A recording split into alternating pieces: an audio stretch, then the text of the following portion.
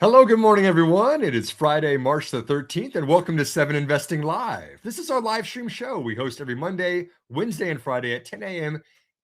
Eastern Time to focus on several of the stock market's most intriguing opportunities and most controversial investing topics, which is where we're going to go today. We're going to jump right in to the feud that's going on between Hims and Hers and Novo Nordisk. I'm excited to start talking about that here in a moment. Again, my name is Simon Erickson. I am the founder of 7 Investing. You can check out our entire scorecard of recommendations at 7investing.com/recommendations. And you get your first 7 days free if you go to 7investing.com/subscribe. Let me get right back to that cliffhanger I mentioned a moment ago. Here's kind of what's going on. This is the drama that's unfolding between Novo Nordisk and Hims and Hers. I liken it to a TV show drama where you've got high school friends who are bickering and you're kind of overhearing what's going on and saying, okay, yeah, I hope these two figure it out because this is going to have an impact for me and the rest of my high school year. That's what's going on with Hims and Hers and Novo Nordisk right now. I want to give a little bit of background first to set the stage, 10,000 foot level of what's going on here. Then we'll talk about what this restructured agreement between the two companies that they signed on Monday, what are the specifics that are going on with that? And then looking forward, if you're investing in either Novo Nordisk or Hims and Hers, both of which are publicly traded companies, very large companies making a good name for themselves here in America. What is this going to mean? What is the implication going to be for these businesses and then also for their investors? But let's start with the story on how we've gotten here. Novo Nordisk is a massive company. This is a Danish pharmaceutical company. They've been around for more than 100 years, had their 100th year anniversary just this last year, and has typically focused on the diabetes market, right? In fact, some of their drugs are glucagon-like peptides. These are glucagon-like peptide 1 hormones. These are synthetically derived hormones that mimic the body's own hormones that have traditionally been used to treat diabetes, right? When people were diabetic, they needed control of their blood sugar levels. This was something that mimicked the body's own hormone. And they've realized in recent years, even though they've been treating diabetes for an entire century now, they've realized recently that these GLP-1 molecules can also be used as satiety hormones for the satiation of the brain, and it's regulating the activity of when it makes you hungry. Right? So if you can use these, you can actually regulate your appetite, keep you from eating too much. Has been used to treat type 2 diabetes. And this is a chronic condition, right? This is not just a pill that's a weight loss pill, which we've seen in the past. We've seen this attempted many times over decades.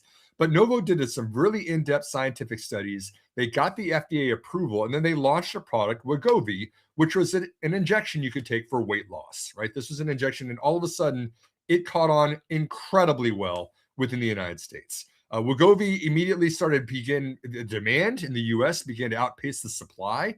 And what happened is Novo Nordisk, I think, was a little bit surprised even at its own success. In fact, it did not invest heavily enough into its own capacity to supply an amount of semaglutide, which is the drug, the active ingredient that's in Wegovy. It didn't make enough supply to keep up with the demand that Americans were showing for this drug. And when you have an FDA-approved drug that is undersupplied to market demand, the FDA can come back out and say, "Hey, this is on our FDA shortage list. This is on our supply shortage list. There are patients with conditions that need this drug that you are not able to give enough of a supply for." And so it opens up an exemption where third parties can buy the active ingredient, either provide the drug in a non-branded format or in a compounded version to patients and sell it on their own, because Novo Nordisk is already sold out, right? They don't have enough supply to meet the demand. They're selling as much as they possibly can. They're doing certainly very well with Wegovy, but there's an unmet need in the market that the shortage list covers, and others can enter this market. And that happened in 2022. That was 4 years ago. In the 4 years since then, we have seen, as you might expect with the demand for this drug being as popular as it has been, several compounding firms who are compounding these drugs, going out and selling weight loss treatments that use semaglutide, but also not at the same pricing that Novo Nordisk was charging. And keeping in mind, these are very expensive drugs. Weight loss for a while has not been covered at all by Medicare or by many other insurance companies at all. And if you were paying out of pocket for the shot, for the injection that Novo Nordisk was offering for Wegovy, weekly shot that you would get, it would cost you about $1,300 to $1,600 out of pocket per month. which is a lot of money for people to pay out of pocket for a medication like this, especially with no insurance reimbursement. But a lot of these third-party compounders, which is where Hims and Hers enters the picture here and enters the storyline, said, you know, what we can do is we can actually take the semaglutide, we can mix it with other ingredients, and we can have a compounded version of this drug that you can also take safely, we believe, and we'll sell that for a couple $100 a month. In fact, $300 a month would seem like a reasonable price point. About 25% of what you would be paying, at least 25%, maybe even lower than that, of what you'd be paying for Wegovy for the branded drug. And so, not surprisingly, a company like Hims and Hers, who this is not their only business, this is one part of a very diversified direct-to-consumer online platform that they're offering medications for. Hims and Hers says, yes, we can now offer weight loss drugs using the same active ingredient that you'd be getting with Wegovy from Novo Nordisk. You get it for a fraction of the cost. You can get it directly there online. There you can see the compounded semaglutide. You can take it different doses as an injection originally. And Novo Nordisk had no recourse to this. There was nothing they could do about it. This was approved by the FDA to do this. These drugs were not FDA approved on their own. And there began to kind of create, the feud began to kind of start because of this. Novo Nordisk couldn't do anything about it, but it didn't like that, one, it wasn't getting the own business from its own branded drugs, but two, there was no safety claims on this. In fact, a lot of these compounders, which we don't want to name names on this, but this is where the gossip and the drama starts to get interesting, was being sourced from Chinese suppliers that were not visited by the FDA, right? Semaglutide is a powder. It's a white powder. You can compound it with others, and then you can put it into injection that you would shoot later on. But a lot of times the administration of this was not FDA inspected, not FDA approved, based overseas, and a lot of them were having traces of illegit ingredients that were being compounded in there as well.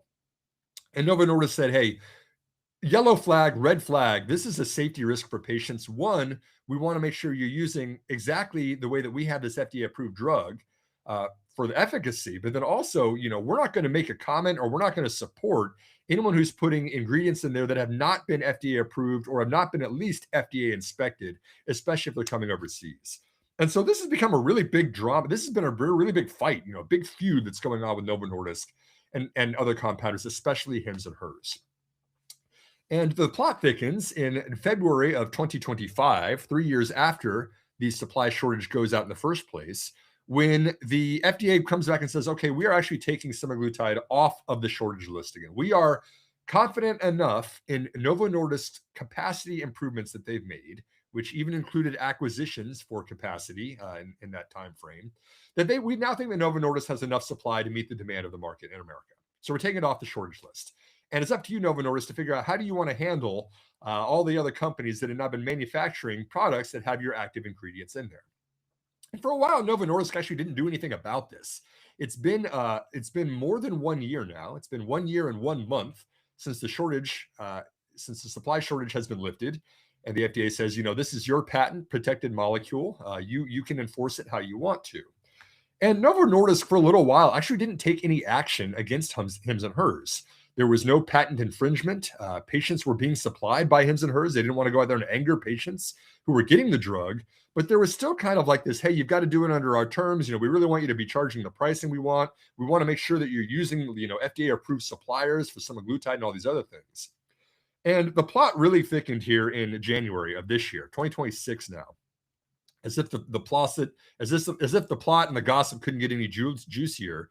Now, the FDA has approved Novo Nordisk to manufacture an oral pill where you get the same semaglutide ingredient in Wegovy, but it's in a pill. It's not a shot anymore, right? And so all of a sudden, you've got an oral pill. This is, of course, going to catch on very, very well. There's what it looks like. Wegovy is a tablets for semaglutide. This is going to expand the market a lot, not just because some patients don't really like to get shots. They would much prefer to take a pill, rather than administering a shot itself, but also just kind of makes it much more available, right? It's much more easy to ship pills. You don't have the same constraints with supply shortages for injections and other things out there as well.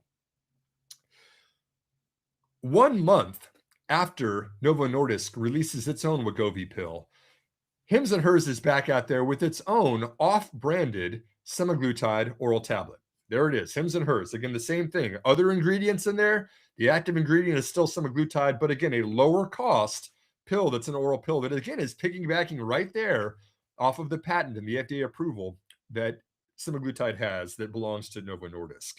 And Novo was so excited to release its Wegovy pill for $150 to $300 per month, depending on the dosage. This was kind of a big, you know, big party. You've got the new drug that's out there. It's catching on. You're got a great new income stream. You're really excited about that. And it kind of steals some of their thunder that within 4 weeks after that, you've now got Hims and Hers offering for $50 a month, somewhere between 1/3 and 1/6 the price of your newest pill. It's right out there immediately, and they've launched their own pill. Novo Nordisk says enough is enough. We are putting a patent infringement case on you on this. We are going to shut down you from offering this product. You cannot market it. You cannot sell it on your site, anything else. We're getting the lawyers involved. We're bringing this to court. We're getting the legal system to do its thing. And within 2 days after their launch, Hims and Hers pulls the Wegovy knockoff pill. They say, okay, we're not going to do this. We're not going to mess with this. We don't want to go to court about this whole thing. And the latest in the drama has happened on Monday of this week. That was March the 9th. We got an update. This is a very popular, trending topic right now, that the two have maybe mended a little bit of their friendship. Maybe this is not the spouting and the spitting match that it was back in January when the lawyers came out and they started suing each other. Novo Nordisk came back and they said, you know what, we're going to pull back on that patent infringement case we were putting up against you. We are going to allow you to sell Wegovy on your platform, even in its oral pill form,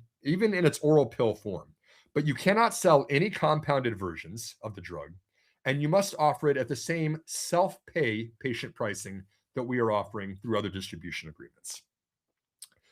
But you can sell and you can market Wegovy as long as you do it under our terms. And Hims and Hers says, we're really excited about this. This is going to be fantastic. We're excited to partner with Novo Nordisk. We think this is meeting patients where they are, and we're looking forward to continuing this relationship. That's the feud. That's the what he said, she said, and the gist of what's going on. It's been a interesting 4 years for Novo Nordisk, underestimating their own potential in the weight loss drug market, going out and the relationships that they formed with patients, and then the relationships they formed with other distributors and other compounders over the last several years. And then now the tenderness of some of those relationships as we kind of work out the details of who's selling what to who and at what price point. And again, Novo Nordisk is the manufacturer of this product. This is an integrated, Danish pharmaceutical company. They've got all the manufacturing, they've got the patents and the IP, but it's Hims and Hers that's got the distribution and the direct relationships with customers who prefer to work with them because it's working very well for a variety of different medical conditions, weight loss being one of many. So where do we stand on this? If you're investing in this space, do you buy Novo Nordisk, NVO, ticker on that one? Do you buy Hims and Hers, HIMS, publicly traded company too? There are options on how to play this, or do you just wait out to see how this is going to unfold? I will say this market itself is absolutely massive. The diabetes market is a $100 billion market. Novo Nordisk controls about 30% of, about a third of this global $100 billion market that it's been working with for the last 100 years. The weight loss drug market could be twice as large as the global diabetes market. It could be worth up to $200 billion as we start to see the adoption of weight loss drugs, especially the GLP-1s, and even more especially as this transitions from being an injection to an oral pill. This is an absolutely massive market that could be twice the size as the market that Novo has been developing for the last century that's now worth $100 billion. It could be a $200 billion market for weight loss drugs. So this really matters. And it's not just Novo's active ingredient and branded drugs versus the compounders that factors into this too, right? Eli Lilly has got its own active ingredient, or Florgripon, which is branded as Zepbound for their weight loss drugs. This is another branded, IP protected, patent protected product that Eli Lilly is interested in getting, a slice of this pie, pardon the pun, as well. This is a huge market. You're going to see a lot of competition, not only from the branded, patent protected competitors like Lilly, but also the compounders as well. And by the way, Eli Lilly's pricing is very similar to Novo Nordisk. They want to protect their patents and get a return on their investment. I think as we go forward with this, I have a couple takeaways for investors, and I want this to be kind of part one of two. We've already been talking for 15 minutes, just explaining the gossip and the hype and all of this this feud and bickering that's going on. We've got another part of this. It's going to be just, what is the financial impact to these businesses? How are they going to manage this? What is going to matter for investors going forward? And I think a sneak peek of that is, first of all, the pricing power that Novo Nordisk, excuse me, is able to command in the United States, I think is slipping a little bit. This is a drug that had a very, very high gross margin profile. I believe it was an 85 or 86% gross margin profile for semaglutide that was going into Wegovy and then being sold for weight loss in the United States. It's a very, very, very profitable drug. Are they going to be able to sell that for $1,600 a month anymore for the injections? Are they going to have to accept a lower price point, knowing that there's competition on all fronts from this? Yes, I think so. And you're actually already seeing that. You're already seeing concessions for Medicare and Medicaid coverage, which in certain instances is providing coverage locally for these drugs in certain jurisdictions of the United States. That's really good to see a large payer on board, but they're not going to agree to the same terms that you had to self-pay as a patient. And then also just the pricing itself of the pills. You know, the Wegovy pill is priced at $150 a month. That's a tenth of $1,600 a month that you used to be getting for the injection. Is Novo going to accept lower margins for that? Yes, they are. And I think that's just part of growing into this $200 billion market. You're going to have to accept a lower margin profile, lower profits. As it catches on, you have more competition. Number two is the legal angle. Who actually owns the IP? The IP itself for semaglutide belongs to Novo Nordisk, and it's up to them on how they want to approach those that infringe upon their patents.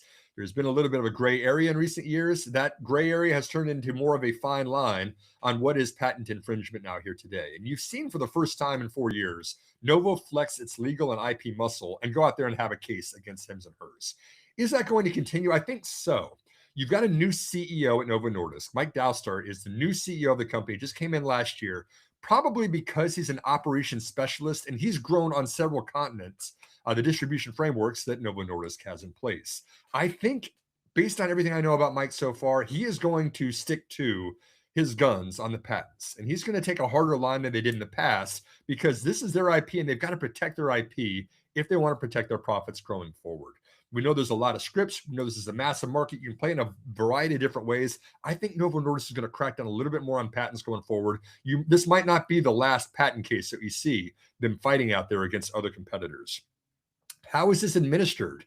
That's the third thing to look at. A lot of this discussion has been about the oral pill. The tablet just came out in January. We're only 3 months in. It's going to be really interesting to see what do the quarterly results look like for semaglutide in oral format, for Novo Nordisk, for the Wegovy pill, for Lilly's Zepbound pill, and then any other oral tablet that's being used for weight loss. This is just now catching on to something that might be an inflection point.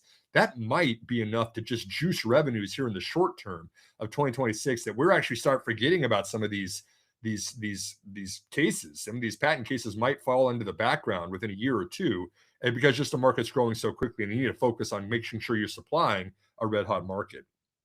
And then the originations, the last piece of this is the supply. I think it's an underrepresented story about where is the product being manufactured, right? We kind of, for a little while there, we were okay with it. We realized that there was a supply shortage and maybe we were going to have some concessions on shipping product in from overseas, especially if it wasn't FDA reviewed. I think there's going to be a tightening of supply because there's going to be a lot more focus on, hey, wait, where is this product being manufactured? Is it certified? Has it been visited by someone from the FDA and signed off on? What are the other ingredients that are being in there with it? What is the safety profile of these drugs? We haven't talked about that as much as we need to be talking about. And I think that's going to come back into the narrative again here in 2026. So I am, as an investor, I'm a big fan of Novo Nordisk. I think that just they've got the manufacturing footprint in place. They own the patents for these products. They, I think, have really tightened the screws on the organization as a whole. They really are more focused on commercial execution now rather than just R&D and developing new drugs. I think this is going to be a very profitable organization going forward, and they're going to be one of the front runners along there right with Eli Lilly in developing this new market that could be worth $200 billion in the near future. On the other hand, I think it's very likely to expect they are going to lose some market share, not only to Lilly, but also to the compounders. You just saw this renegotiated agreement. Novo has pulled its patent infringement case. They are allowing now Hims and Hers to sell semaglutide at Wegovy's, patient pay pricing, self-pay pricing. That's a big development too, that Novo says, hey, we do not have that final connection and relationship with patients, we want to have direct-to-consumer platforms like Hims and Hers out there selling our drugs. That's been something they've got to have an understanding of how important that is. Patients want to do it on their terms. Meet your patients where they are and allow for a company like Hims and Hers to operate in the space that they operate in. And I think for Hims and Hers too, actually, this is a really good development, right? This is a good outcome for them. It was a very debatable relationship, a very contentious, controversial relationship for several years. This, I think, is setting up the boundaries a little bit more. We're putting in the what is out of bounds line, and it's a much more clear relationship. So now Hims can say, okay, look, we know what you're going to enforce on. We know what you're going to let us get away with. Now let's focus on growing both of our businesses and figuring out how we carve out our profits while also helping you as a business for your goals that you have as well. And the overhang is no longer there. There is no, with no patent infringement case ongoing, clears a lot of the risk and uncertainty that was previously an overhang on Hims and Hers stock. So strangely, I think this is the outcome that happened on Monday. As much as I hate to say that, I think that both companies won. I think that this feud is actually good for both Novo Nordisk and for Hims and Hers, being that we are in a red hot market and these agreements have to be in place because there's a lot of money at stake. But as an investor, I'm probably comfortable with either one of them at this point. I am a big fan of Novo Nordisk. You've seen me write quite a bit on 7investing.com. You can see our previous recommendations of that business, what we liked about them years ago, and how this has evolved in the years since then. But I also think this is going to be an interesting one to keep an eye on, just because there's a lot at stake here. It's really a red hot market. Again, very, very popular, and it's going to have a lot of impact, not only on the financials and for these companies themselves, but also on patients. This is going to be able to prevent a lot of problems from happening downstream for patient health. I think it's a really good win for health in America and the entire healthcare system as a whole. Heather, it's 9:24 Central Time. I deserve a break, and I'm going to stop talking for a moment and drink some coffee. I would love to open up to you to hear if you have any thoughts or insights or questions about everything we just talked about with Hims and Hers and Novo Nordisk. I sure do. And you do deserve a break. One thing about compounding pharmacy inspections that I have read about and found really interesting in the past is the FDA will do these things called 503A inspections. But 503A inspections on the pharmacies and the production facilities don't actually test the drugs to see if they're safe or not. It's all about sanitary conditions. And so it's just making sure that they're adhering to guidance on the safety of the facility, but not actually what's going into the drug necessarily, especially in the overseas ones. So just because a compounding pharmacy advertises that they are using a supplier that is 503B, it does not mean that what's going into your drug is necessarily tested. That's just something to watch out for because it sounds very official and very safe, but a little scary. Just something Good to point. watch out for. Does Hims and Hers provide prescribing? Okay. Yes, it's a telehealth provider, so you can also buy the drugs, right there online. But typically, if it requires a prescription, you just do a quick appointment with one of their consultants. They say yes, you are a good eligible candidate for this, and then we're going to ship it directly to you over the mail. Gotcha. Okay. So that is a really actually beneficial for Novo Nordisk because it's removing the barrier of having to go to your doctor being like, well, I don't know. It's because they're going to approve you. It's in their financial best interest as long as you qualify. Yeah, and from a patient's perspective, a lot of this is kind of taboo, right? Like you don't want to talk about some of these conditions. You want to talk to a specialist and just kind of like have them do the thing. It shows up in the box at your doorstep, easy breezy. Not to mention, it's a lot easier to do a telehealth appointment now than to go to the doctor, schedule the appointment, get the prescription, get it filled, everything else. Just a much more efficient way of doing it. Hims and Hers figured that out really well. Mhm. Are the pills significantly cheaper to manufacture because you don't have to keep them refrigerated? You don't need the injector. So even though they're so Yes. much cheaper for the buyer, are they still decent profit margins? It's something I need to take a closer look at. And again, this Mhm. just came out in January. So I think we'll probably get it in the next quarterly results if Novo is willing to break that out. Again, the active ingredient itself is still semaglutide. That's still going to be the same thing that's manufactured by Novo. But like you said, different way of administering. You don't need the shot. You don't need a lot of the other ingredients. a little bit different. It's going to change the margin profile, no doubt. Okay, interesting. Um, I think those are my primary questions. We had a question in chat, but about AAOI, LITE. Now we're talking about the feud between Novo Nordisk and Hims and Hers today, not semiconductor stocks. But we got some good past episodes on those. P and Applied G. Optoelectronics, AAOI. That was a fun show we did. I think it was, what was it, last week or 2 weeks ago? That was such a good show. Yeah, we've had some fun talks about semiconductors. I would recommend, let's see, at P&G, go check out that one we had with Eric Bleeker. We talked about applied optoelectronics, which popped on the day that we had that show. So that's another good one we had last month. And I might leave it at that, Heather. Maybe we'll close the show out with this one. This is again an ongoing feud. This is something that I do want to revisit again because it is so new. We just got the update. We just got the oral pill for Wegovy in January, and then just on Monday, we've seen kind of the first week of this. Oh, hey, guess what? We're friends again. We're back on each other's graces again. I'm not sure if we can definitively say this is the last time that there's going to be bickering between these two. There's a lot of money at stake here, and we're going to look at the financials and how this impacts Novo Nordisk and Hims and Hers. I will say also that Novo Nordisk stock has been completely out of favor during the last 12 months. Investors are jumping ship and saying there's too many uncertainties, and we didn't like the way that you handled this agreement in the first place, and we didn't like that you underinvested in supply capacity. There was a while that Novo Nordisk was like the market darling. It was the stock market. It's one of the best performers, really, really expensive stock. And everyone was so excited about the opportunity to use semaglutide for weight loss. Now I feel like the pendulum has swung the other way. It feels like there's a little bit too much pessimism today in Novo Nordisk shares, especially with the valuation, the pricing where it's at. And by the way, you're getting a nice little dividend too, as you're waiting for this to resolve at a pretty good valuation. I think that's a pretty good opportunity if you're comfortable with the IP and this company that's been around for 100 years doing its thing, and then maybe a little bit of hurdles and some growing pains as it enters this new market that it's developing. They have a significant other portfolio outside of Wegovy. It's not just Ozempic, Wegovy. yeah, Ozempic for diabetes was the big one, which again, $100 billion market. They're the market leader in that. They made an acquisition of Dicerna a couple years ago for RNAi interference. Some cool pipeline stuff that they're working on. But you got to go where the money is, right? If the blockbusters on weight loss drugs, there's kind of an everything else that matters like a little bit, and then you're really, really big market. You've got to get right if you're going to move the needle for this. I do have one final question, actually. Yeah. Oh, yeah, one more.